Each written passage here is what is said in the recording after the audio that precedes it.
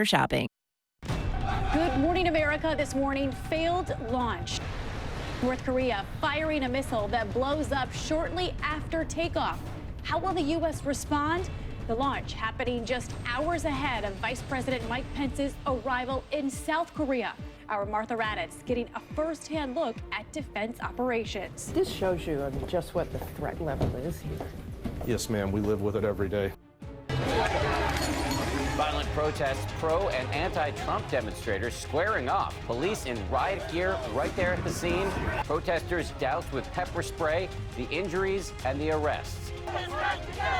Plus, outside Trump's door and across the country, the April 15th message to the president: release your tax return.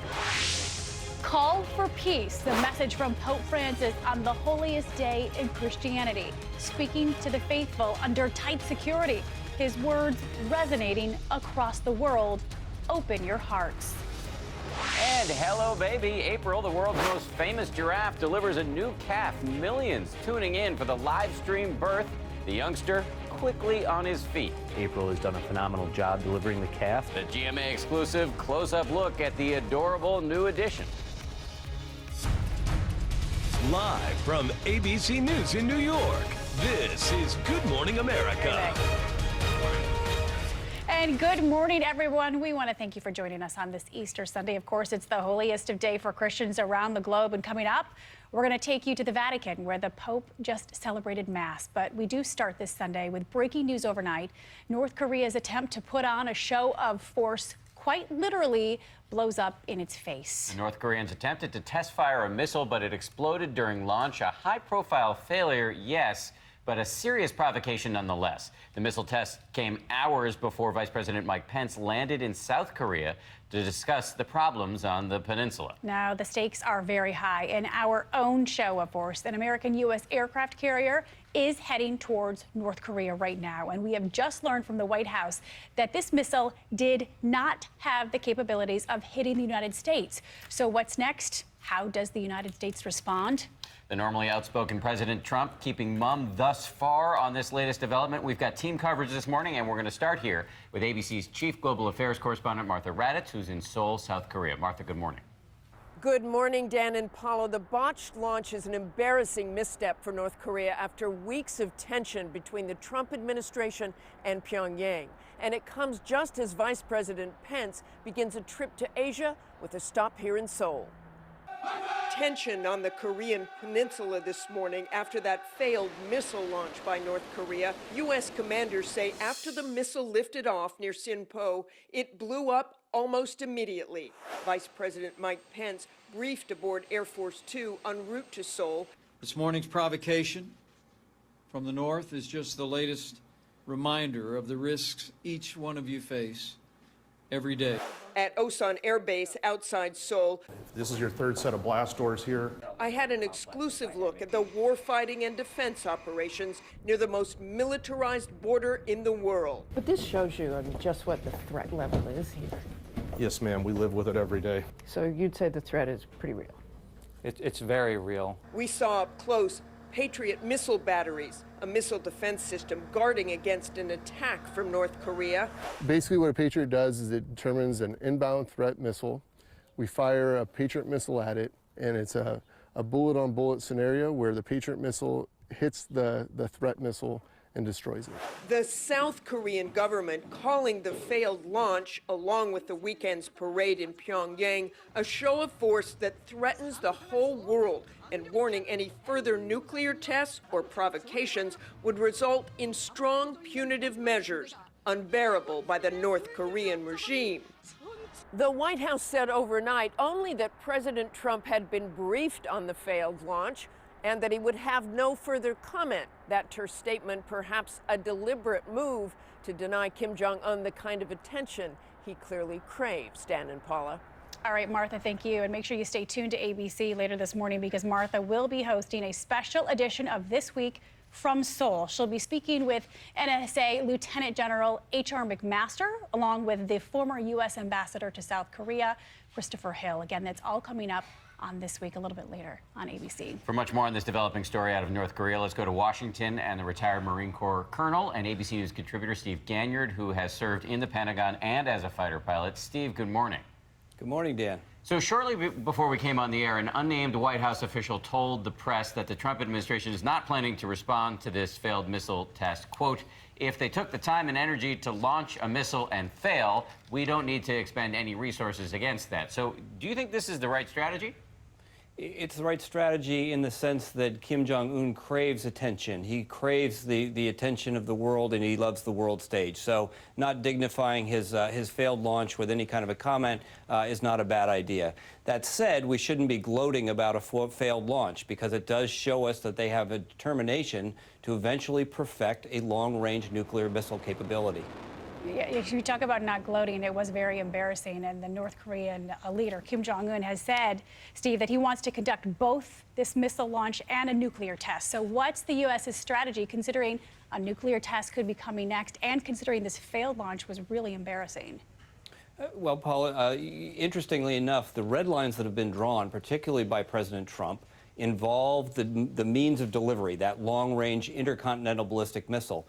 The world has never really said much except don't do it when the North Koreans have tested nuclear weapons. So in this case, they're probably going to test a nuclear weapon in the next day or so, and there'll be lots of condemnation, but we've yet to see any serious action taken against them for nuclear testing. So if America's goal is to prevent North Korea from developing the capacity to hit the U.S. or the lower 48 with nuclear-tipped missiles, what options do we have to prevent them from doing so short of war? Dan, we've had a lot of talk in the past few days about military action, but interestingly enough, the economic side of this, the economic opportunity for the U.S. to put pressure on North Korea really hasn't been put into place.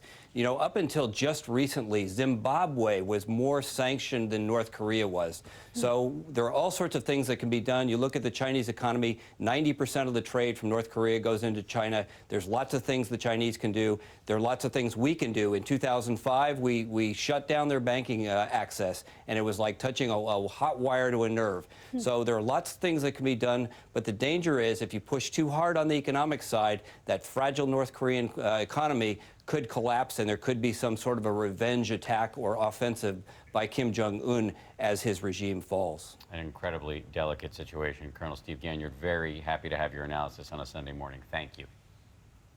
Thanks, Dave. And we're going to be following the situation in North Korea throughout the day here on ABC News and abcnews.com. But here at home, the president is facing political challenges. In Berkeley, California, police arrested at least 20 people after, look at this, Trump supporters and protesters started throwing punches on Saturday. It got ugly. Separately, thousands of demonstrators across the country marched demanding the president release his tax returns. ABC's David Wright is in Palm Beach, Florida this morning for us near Mar-a-Lago. Good morning, David. Good morning, Paula, and happy Easter. You know, these tax day protests were held from coast to coast in about 150 cities and towns nationwide, including Palm Beach. And as you say, in Berkeley, things got violent. Pro and anti-Trump demonstrators squared off in Berkeley. Police in riot gear standing by as violence flared. A clash complete with firecrackers and pepper spray. At least 20 demonstrators are now under arrest and 11 injured. This on a day of nationwide protests, thousands of marchers demanding Trump release his tax returns. Outside the Capitol in Washington, D.C., along Fifth Avenue outside Trump Tower, in Chicago's Daley Plaza, and L.A.'s Pershing Square, and up to the Embarcadero in San Francisco, here in Palm Beach as well. Demonstrators not protesting climate change or women's rights or war. No broad issues here, just a very narrow one. One man and his taxes. We demand to see his taxes, and if he doesn't, it's only going to cause more distress. Now, Trump was clearly aware of the protesters. In fact, his motorcade almost drove right by them. They were gathered right along the route that he normally takes back from his golf club. But the motorcade went the long way around, a 10-minute detour to avoid them. Dan? David Wright reporting from Florida. Thank you, David. Let's go over to the Vatican now, where Pope Francis celebrated Easter Mass with thousands of Catholic faithful in St. Peter's Square just hours ago. The event held under heavy security after those recent attacks in London and in Stockholm. ABC's Lindsay Janis has more now from the Vatican. Good morning, Dan. The Pope's Easter ceremony's just wrapping up. He finished with his traditional message to the city and to the world, calling for an end to wars and help for refugees. This morning, Pope Francis celebrating Easter Sunday Mass with tens of thousands of pilgrims in St. Peter's Square. Gesù è risorto. In his sermon, the Pope asking people to open their hearts to those suffering from tragedy and war. Nostri cuori chiusi To our closed e hearts timorosi, and fermati, fearful hearts, Signore è risorto. stop. The crowd praying and taking part in communion. After the service, Pope Francis putting security concerns aside, riding around in his Pope-mobile. Then another tradition, the pontiff stepping out onto a balcony, giving what's known as his message to the city and the world. Praying for an end to armed conflicts, terrorist attacks, and oppressive regimes. He spoke of horror and death in Syria, referencing yesterday's bomb attack on buses carrying Syrian refugees. Easter week in Rome has been marked by heavy security after suicide bombers targeted Christian churches in Egypt at the start of Holy Week and following a wave of terror attacks across Europe. At the end of the month, the Pope travels to Egypt, the Vatican saying he will go ahead with the planned visit despite security concerns. Paula? All right, Lindsay Janis, thank you so much for your reporting on this Easter Sunday. Now to the big break. In the case of a jogger attacked and killed in broad daylight, Vanessa Marcotte's body was found last summer just a half-mile from her mother's home in Massachusetts. And now police have announced that they have made an arrest. Eva Pilgrim is here and covering the story for us this morning. Eva, good morning. Good morning. She went for a run in the middle of the day and never came back. After 8 long months of waiting this morning, finally an arrest. Investigators crediting an alert state trooper and Vanessa Marcotte, the victim herself, for helping catch the suspect. We got him. Relief this morning as police report the murder of a young woman out for a run finally solved. We never lost faith that this day would come. Authorities say 31-year-old Angelo Colon Ortiz attacked Vanessa Marcotte. Marcotte, who lived in New York City, disappeared after going for a run in broad daylight near her mother's home in Princeton, Massachusetts on August 7th. Hours later, a police K-9 unit finding her body in a wooded area nearby.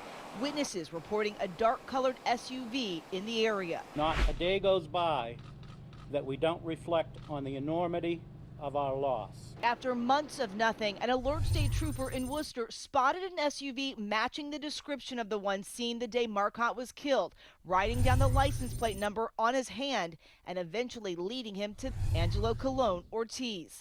We do believe he was working in the area and had been for some time.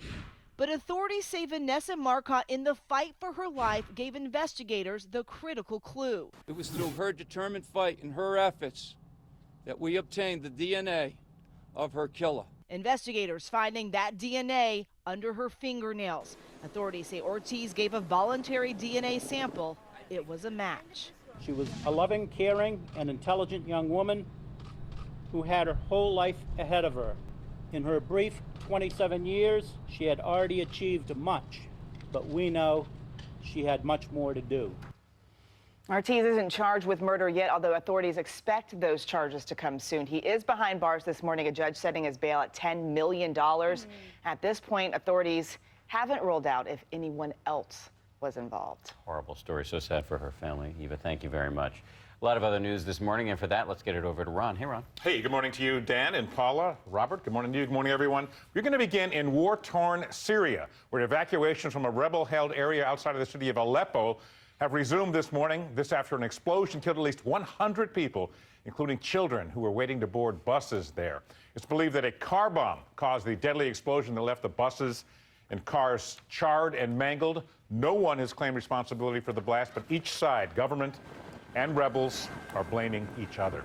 Back here in the U.S., the National Rifle Association announcing that President Trump has agreed to speak at their annual convention in Atlanta, Georgia, later this month. Trump will be the first president since Ronald Reagan to address the pro-gun rights group. About 80,000 people are expected at the NRA Leadership Forum. And remembrances will be held at Virginia Tech University today. The 10th anniversary of the deadly massacre on that campus when a gunman killed 32 people and wounded 17 others. It was the second deadliest shooting rampage in U.S. history and led to changes in gun laws and campus security nationwide.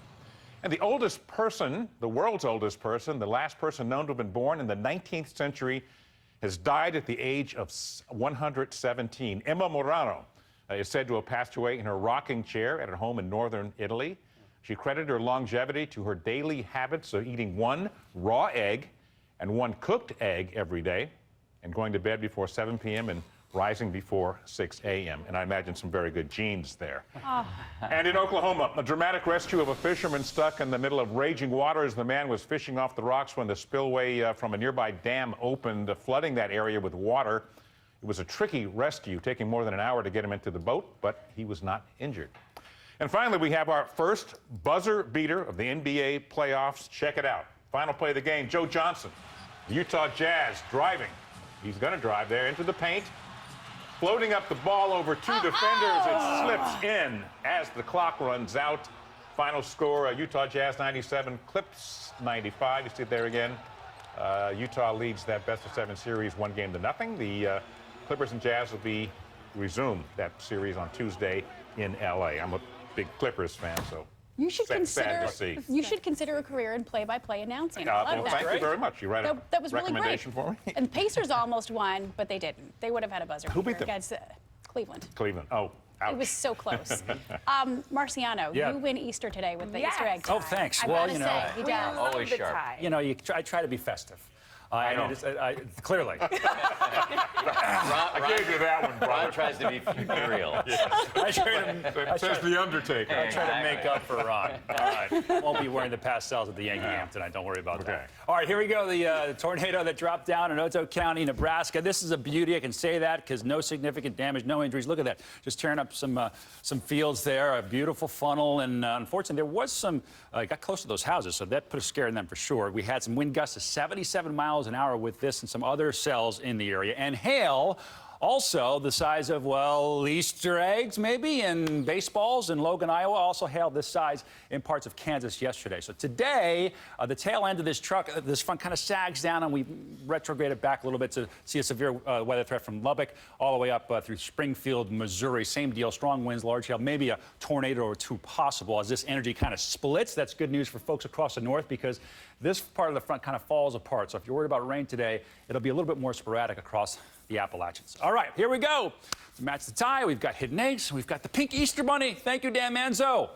Some storms across the Ohio River Valley and late in the day across parts of northern California. We'll be right back after your local forecast. Happy Easter. Daytime high today, 85 degrees, definitely well above our average of 67 degrees. Some sunshine right through this afternoon. Hopefully you can get out and enjoy the beautiful weather. But by the time we head into the later half of the evening, we could be dealing with a few showers and a few claps of thunder as some showers move through the area. You can see they're not very widespread or long-lived. As we head into the early half of the week, lingering cloud cover tomorrow morning, but then increased sunshine. More hopped up Easter bunnies coming in the next half an hour to go along with the wonderful accessories here on the That bunny's name is Dan Manzo? No, he creates the bunny, brings it to life. Yes. And thanks to Liz, our set designer, for this beautiful one down here. I was up early helping her out. That's not true. Yeah, I saw you. Yeah. We can see it. You don't have to tell everybody it's not true because I think everybody knows. Gotcha. Let's change the subject. She may be America's most popular new mom. April the giraffe became an internet phenomenon as we all waited for her to give birth. And then on Saturday, over 1 million watched her deliver a healthy boy live. Animal Adventure Parks owner giving GMA an exclusive interview just after the big moment. And Adrian is here with the story. You also went Easter looking very festive, but can we say bouncing baby boys is a big calf. Well, I guess it kind of falls out and kind of bounces a little bit. I don't know. One bounce. One bounce, toppling over, and then standing on his feet within an hour, able to walk in an hour. We learned so much about April. I mean, she did carry this calf for 16 months, and then the mammoth task of delivering the 6-foot-tall baby. And of course, Daddy's in the picture too, Oliver.